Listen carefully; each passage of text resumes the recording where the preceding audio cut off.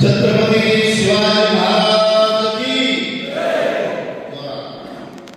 छत्रपती शिवाजी महाराज की येळकोट येळकोट आद्य क्रांतीवीर राजे नायकांचा आज या मान खटाव मतदारसंघामध्ये आमचे मित्र जयकुमार घोडे साहेब यांच्या प्रचाराच्या निमित्ताने आपण सर्वजण या ठिकाणी जमला। या कार्यक्रमाच्या निमित्तानं भारतीय जनता पार्टीतले ओबीसी मोर्चाचे अध्यक्ष आदरणीय लंबाटे साहेब त्यांच्याबरोबर आलेले सर्व पदाधिकारी, हा कार्यक्रम ज्यांनी आयोजित केला ते लहू चव्हाण, नितीन चव्हाण, करण जाधव, काकासाहेब जाधव, नितीन बोडरे, चैतन्य चव्हाण, बाबा चव्हाण, गणेश जाधव, दत्ता चव्हाण, नितीन जाधव, सर्वच पदाधिकारी आणि समाज बांधव आज या कार्यक्रमाच्या निमित्तानं आपण सर्वजण एवढ्या मोठ्या संख्येने आपण उपस्थित राहिले। एक दिवस फक्त कालचा दुपार लहू मालिकेच्या सर्व टीमला या ठिकाणी कार्यक्रमाकरता मिळाला। अतिशय मोठ्या प्रमाणात तुम्ही या ठिकाणी उपस्थित राहिला, पण अजून याच्यापेक्षा जादा समाज बांधव या ठिकाणी येणं गरजेचं होतं। खऱ्या अर्थाने या ठिकाणी मान खटावमध्ये माझ्या समाज बांधवांचं माझं पण दुर्लक्ष झालेलं आहे आणि जय मल्हार क्रांती संघटनेचे पदाधिकाऱ्यांचं सुद्धा दुर्लक्ष आहे। त्याचं कारण आहे सगळ्या ज्याला महाराष्ट्रामध्ये समाज या ठिकाणी झाला आहे, सगळ्या ज्याला पुढारी या ठिकाणी आहेत म्हणजे समाजातले, आणि कधीच एकत्र या ठिकाणी पुढारी कधी एकत्र आले नाही आणि त्यामुळं खालचा समाज जो आहे ते बऱ्यापैकी संघटित होताना राहिलेला आहे। मी माझ्या समाज बांधवांना या ठिकाणी एक आव्हान करण्याकरता आलेलो आहे। आपण महाराष्ट्रामध्ये सर्वजण पाहत आहे की गेल्या 4 तारखेपासून आपण महाराष्ट्रावर सांगली, वगैरे सांगली, कोल्हापूर, सातारा हे असे जिल्हे घेत आपण प्रत्येक तालुक्यामध्ये 40 पेक्षा जादा सभा आपण तालुक्यावाईज घेणार आहे आणि आज या ठिकाणी आहे, उद्या फलटण आहे, आता याच्यानंतर उत्तर सातारा आहे, परत माळशिरस आहे, असं करत आपण खाली जाणार आहे। खऱ्या अर्थाने या सभा करण्यापाठीमागचा उद्देश महाराष्ट्रातला एका पट्ट्यावरती 70 लाख समाजातला आलेला आहे आणि खऱ्या अर्थानं काही ठिकाणी असं आपल्याला ऐकायला मिळतंय की भारतीय जनता पार्टीलाच मतदान का करायचं, महायुतीलाच मतदान का करायचं। बाकीच्या समाजांचं मला सांगता येत नाही, पण रामोशी वेडर समाजाने भारतीय जनता पार्टी ह्या कमळाच्या चिन्हावरती का मतदान करायचं? कारण भारतीय जनता पार्टीचे जे खरे जे महाराष्ट्राचे नेते आहेत आदरणीय देवेंद्रजी फडणवीस ह्या साहेबांनी महाराष्ट्रातला रामोशी समाज काय आहे, रामोशी समाजाचे नेते काय आहेत, रामोशी समाजातले महापुरुष कोण आहेत, रामोशी समाज कसा आहे, खऱ्या अर्थानं जर जिवंत केला असेल रामोशी समाज आणि त्यांचे नेते तर ते महाराष्ट्रातले एकमेव नेता म्हणजे आदरणीय देवेंद्रजी फडणवीस। त्यामुळे आपल्याला मग देवेंद्र फडणवीस साहेबांनी काय केलं? 75 वर्ष आपल्या समाजाने इतर काँग्रेस असेल किंवा इतर राष्ट्रवादी असेल किंवा यांना आपल्याला मदत करत गेलो। महाराष्ट्रामध्ये आपला समाज जिवंत आहे ते मेला कोणी पाहिलं नाही, आपल्या राज्याचे आपले महापुरुष आहेत त्यांना कोणी पाहिलं नाही। महाराष्ट्रामध्ये आपण आंदोलनं केली, आपल्या मागण्या त्या ठिकाणी नेल्या। माझ्या समाज बांधवांना, मानवंत समाज बांधवांना या ठिकाणी सांगतो, आपल्या मागण्या आपण आद्य क्रांतीवीर राजे सरकारी जयंती आपण करत होतो, आपण सरकारी जयंती नव्हती ती, आपण फक्त आपला राजा जयंतीला उभा करायचा, जयंती संपली की आपण परत नेऊन घ्यायचा। आपल्याला सरकारी जयंती आणि महापुरुषांच्या यादीमध्ये नाव पाहिजे होतं। ज्यावेळेस आपण आंदोलन केली, आपण मुंबईला त्या ठिकाणी आंदोलन केलं, देवेंद्रजींच्या समोर आपण गेलो आणि त्या ठिकाणी आपण त्या ठिकाणी मांडल्यानंतर महापुरुषांच्या यादीमध्ये उमाजी नायकांचं नाव होतं, उमाजी नायकांचं नाव बरोडे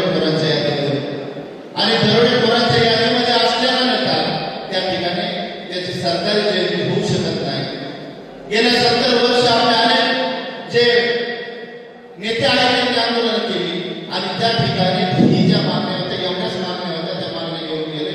70 वर्ष त्या ठिकाणी मागणीला लागलं. आदरणीय देवेंद्रजींनी मुख्यमंत्री होते. 7 दिवसाच्या आतमध्ये आद्यक्रांती राजोबाजी नाईकांची सरकारी जयंती साजरी केली. महाराष्ट्रामध्ये आणि देशामध्ये साजरी झाली. खऱ्या अर्थानं याच्यामुळं आपण भारतीय जनता पार्टीला मतदान द्यायचं. दुसरं, आद्यक्रांती राजोबाजी नाईकांचा धडा ताप मिळाला त्यामुळं भारतीय जनता पार्टीला मतदान द्यायचं.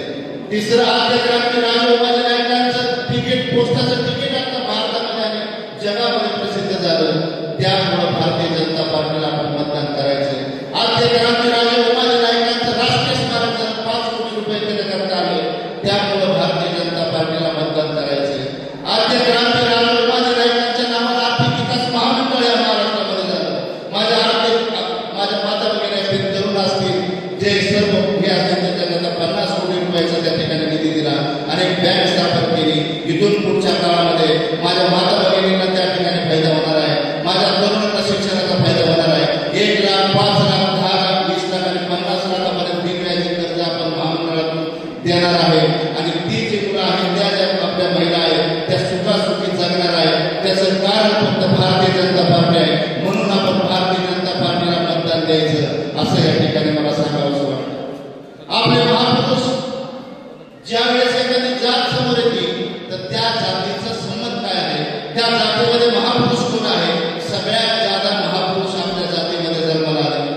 मग आद्यक्रांतीवीर असत, भैरजी नाईक असत, मॅडम कनाप्पा असतील, सिंधू लक्ष्मण असत, कनाप्पा नाईक असतील, हे सर्व महापुरुष आपल्या जातीमध्ये जन्माला आले.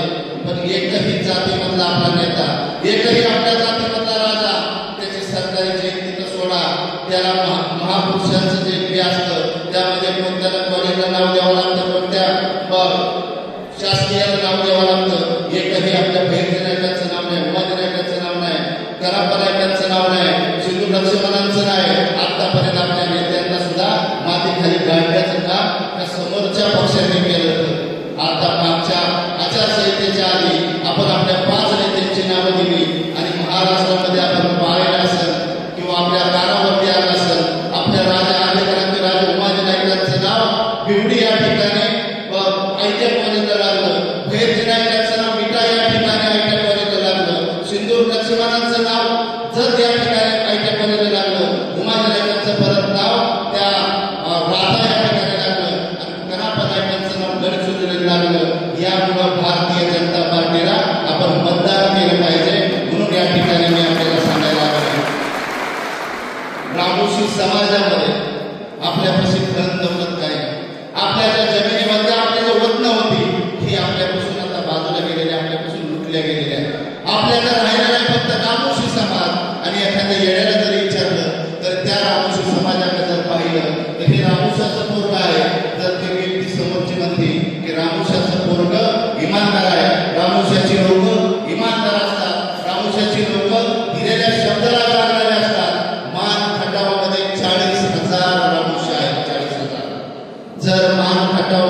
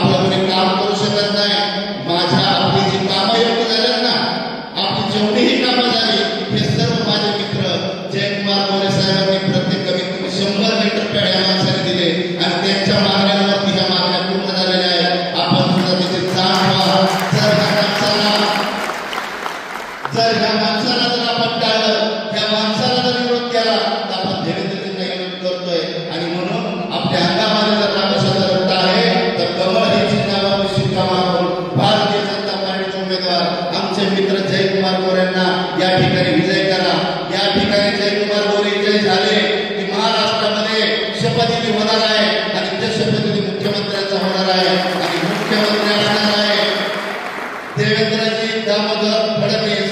मी शपथ घेतो, मुख्यमंत्री म्हणून शपथ घेतो. अशी शपथ आपल्या नेत्यांनी आपल्या राजामध्ये उभाजी नाईक यांच्यानंतर देवेंद्र फडणवीस साहेब त्यांनी शपथ घेतल्यानंतर आपले जयभावना कॅबिनेट मंत्र्यांची शपथ त्याच्या बाजूला घेणार आहे. आणि हा नेता जर मंत्री झाला आणि जर तिथं मुख्यमंत्री झालं, माझ्या समाजाचं जे मी स्वप्न पाहिलेलं आहे, माझ्या समाजाकरता मी स्वप्न पाहिलं की माझ्या जेवढ्या मागण्या होत्या स्वातंत्र्य काळानंतर सर्व मागण्या पूर्ण झाल्या, पण येणाऱ्या काळामध्ये ज्या ज्या मागण्या आहेत त्या पूर्ण या ठिकाणी होणार आहे. मी या ठिकाणी आपल्यामध्ये अनेक भावापण सामान्य आपल्याकरता केलेला आहे. आपल्याला एकच मागणी या ठिकाणी आहे, 40,000 समाज या ठिकाणी आहे. यामध्ये सर्व एका पटलावर येणार आहे. हा निरोप माझा आहे.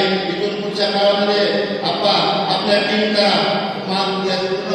याच्यामध्ये महाराष्ट्रामध्ये आहे, पण महाराष्ट्रामध्ये जय मल्हार क्रांती संघटनेचे सर्व पदाधिकारी प्रत्येक ठिकाणी जावा, प्रत्येक जणांना सांगा, त्यांना जाणीव करून द्या आणि प्रत्येकाला या ठिकाणी करा.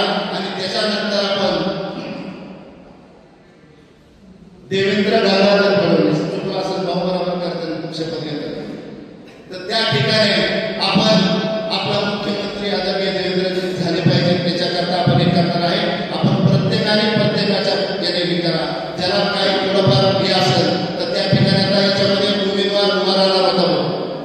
ज्या उमेदवाराला तुमच्या तालुक्याने त्याला तिकीट नाही दिले, काय कलेक्टर होते ते, तर त्यांना ते उभे राहिले म्हणून मजा आली असते. या ठिकाणी सगळ्यात जास्त रामशिवंत महाराष्ट्रातली त्या भागात ते जे आहेत ना, त्यांनी सगळ्यात जेवढे रामशिवंत आहेत ज्या ज्या ठिकाणी कलेक्टर म्हणून बसले त्या ठिकाणी पूर्ण रामशांचं वाटोळं त्यांनी केलं. खरोखर त्यांनी उभं राहिलं पाहिजे होतं.